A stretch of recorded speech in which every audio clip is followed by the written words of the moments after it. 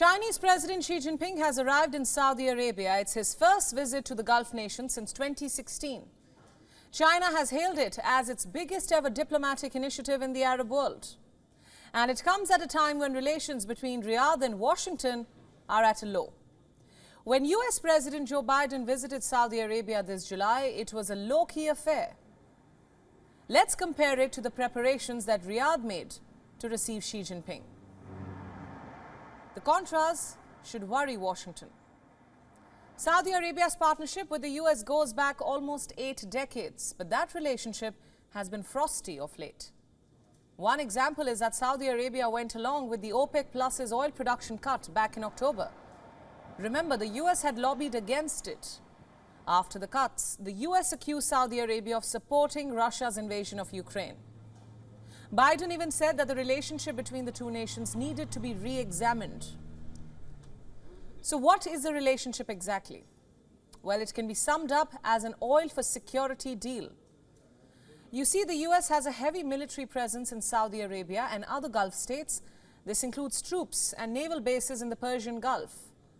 It also sells advanced weapons to them. The US security presence helps secure oil production in this volatile region. Remember, Saudi Arabia faces threats from its regional rival Iran and its proxies, such as the Iran-backed Houthi rebels in Yemen. But despite this, ties have soured in recent years, notably since Joe Biden became the US president. Biden had famously said that he would make Saudi Arabia a pariah on the global stage, and that he would hold the Saudi Crown Prince Mohammed bin Salman, or MBS, accountable for the death of journalist Jamal Khashoggi.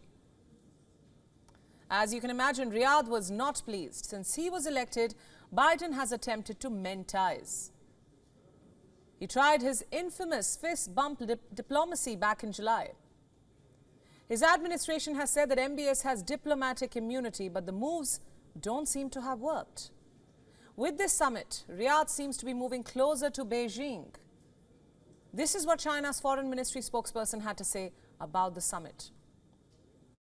习近平主席出席首届中国阿拉伯国家峰会，是新中国成立以来中国面向阿拉伯世界规模最大、规格最高的外交行动，将成为中阿关系发展史上具有划时代意义的里程碑。 China is already Saudi Arabia's largest trading partner. Bilateral trade between the nations was worth more than $87 billion in 2021. Saudi Arabia is China's top oil supplier. Around 18% of China's crude oil imports are from Saudi Arabia. The kingdom is the top destination of Chinese foreign investment in the Gulf. Over the past 20 years, China has invested more than $106 billion. And Saudi Arabia has invested in China too. State-owned Saudi Aramco owns stakes in multiple oil refineries across China. The nations also work together for China's Belt and Road Initiative. They even have defense links.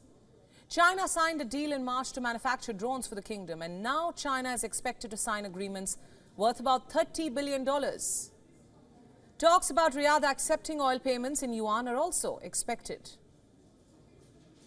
The US is unlikely to be replaced as the Gulf's main security provider. US weapon supplies would be hard to replace by what China can offer. But the Gulf's growing ties with China will worry the US nonetheless. The Gulf states, especially Saudi Arabia, can hamper US plans. This was evident in October with the oil production cut. If tensions between the US and China escalate, or a conflict begins because of Taiwan, Washington will want to have Riyadh in its corner. And that is why Biden will likely be watching this summit like a hawk.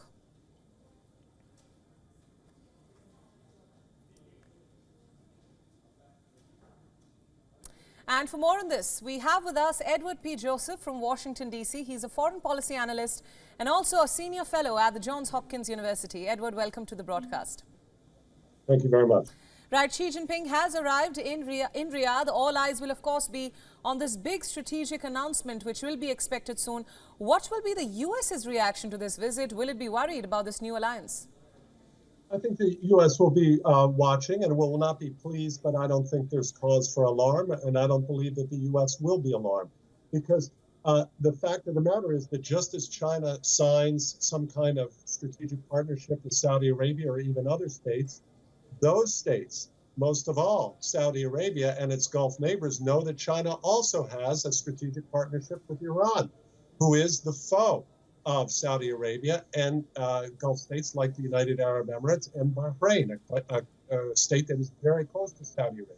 And we just saw proof that Iran remains the primary concern of these countries, of these Gulf countries, when we saw the very warm visit of the president of the State of Israel to Bahrain. Right. So Iran is the primary security concern of Saudi Arabia and its Gulf neighbors, and China can and will do nothing about that. And that's something that's a limitation, an inherent limitation on the Saudi-Chinese relationship. Please.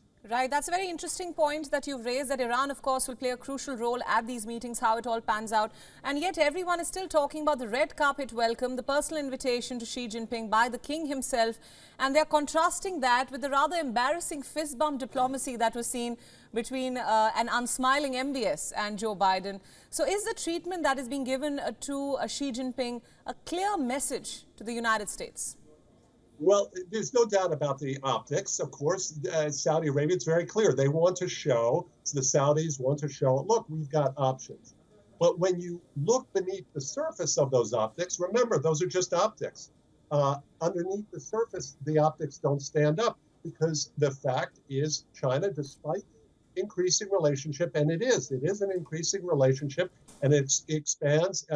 Not only does China import vast quantities of Saudi oil, the Chinese provide infrastructure, technology, including in the realm of 5G. And of course, they don't care, the Chinese don't care about massive human rights violations, because the Chinese, of course, commit them themselves against Muslims, namely 1 million Muslims, who are basically under prison, house arrest by the Chinese. Right. But if you look beneath the surface, it doesn't stand up. China, this is the bottom line. China cannot replace the United States for Saudis, the ultimate Saudi either economic or security interests. Please. Right. Edward, you're clearly saying that China cannot replace the role that the US plays in this alliance. So let's talk beyond the optics now. Let's talk about what we can expect once the two leaders, the king and, of course, the Chinese leader, sit down, when MBS also sits down to talk with Xi Jinping. What can we expect when it comes to strategic agreements, be it trade or defense or military? Well, in all of those fields, we can expect that they will sign agreements to expand the relationship. We can certainly anticipate that they will sign deals that will show, look, China and the Saudis are partnering in infrastructure, and they may even have some deals or in technology or in 5G. So they will try to target that and highlight that as the basis of some kind of expanding relationship. But let's remember something else. China is constrained on the global stage as well.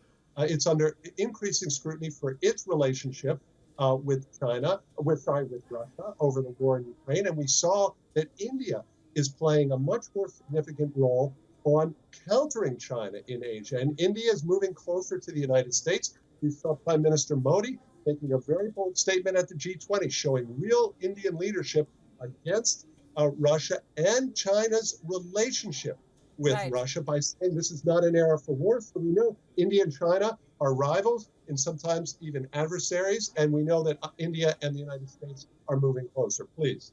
WION World is One is now available in your country. Download the app now and get all the news updates on the move.